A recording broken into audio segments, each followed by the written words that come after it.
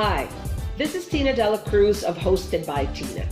Today I am featuring resume writing.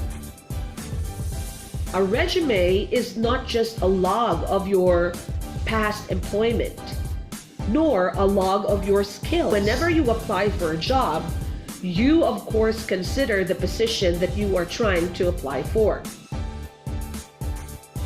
With that in mind, you only declare past work experiences and skills that have something to do with the current position you're applying for. Easy, right? So let's get into the preliminaries of resume writing. Are you ready? Always bear in mind that your resume is your first ever written communication with your prospective employer. And who knows, your future boss. So, how to make that first ever written communication end up with an interview? As this is the first part of our resume writing, I will be talking about the first format of resume, which is the reverse chronological resume. The remaining two formats will come to you as part 2 and part 3 in a few days from now. Let's talk about the visual element of your resume first. The visual aspect of your resume can only be discussed important details. Talking about one's details, what could be more important of a detail than one's name? Having said that, your name should always be the first entry in your resume. Your name should be written on top of the page, very near the picture that accompanies your resume. The next subsection for your details are your contact details. Your contact details are comprised of your address, your home phone number or your mobile phone number, as well as your email address. Always bear in mind that your numbers, either mobile phone or home phone, should be the active working numbers, and that is also true for your email address. The next subsection of your resume is your objective. Your objective should include what you are capable of doing or the position that you are applying for and in what company. Following the objective is your employment history. Remember that we choose the reverse chronological format of your resume, and this is how we can initially reflect the reverse chronological format. Remember that you should write the latest job first, down to the earliest job you've had. Make sure that the years that correspond to each job reflected in the section are indeed in reverse chronological order. Also, you need to be very careful in writing the details for each job. For those jobs that you've had in the past, be mindful of the verbs that you use. Make sure that the verbs are all in the past tense.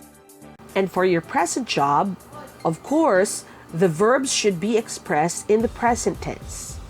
What follows the employment history is the educational attainment. We encourage applicants to write just the college and universities that they've been in.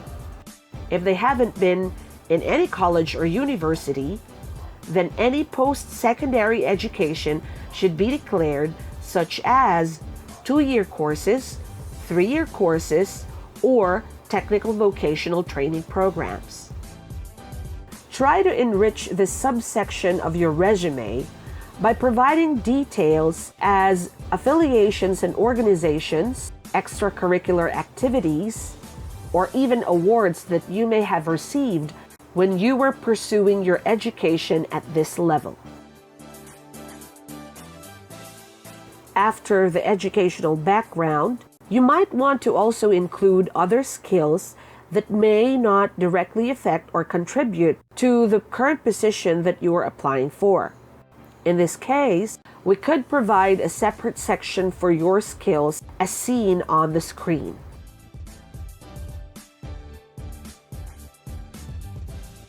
personal data such as age and birthday, height and weight, and parents' names.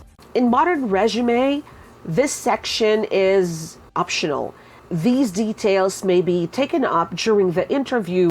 The point is, if in providing such personal data, you would require an additional page, then might as well not include them at all. We're now done with the visual aspect in creating your own resume, which is very easy, isn't it? So it's now time for us to move to the next sub-lesson, which is the verbal aspect of your resume. Let's get going. For decades, we have been using CVs, biodata, and resume as tools to advertise ourselves whenever we seek for employment, in the hope that our interviewers or the hiring managers will grant us an opportunity to be interviewed. In the verbal aspect of your resume, we need to keep in mind that in order to make a power resume, we should also employ and use power words such as unique adjectives and verbs.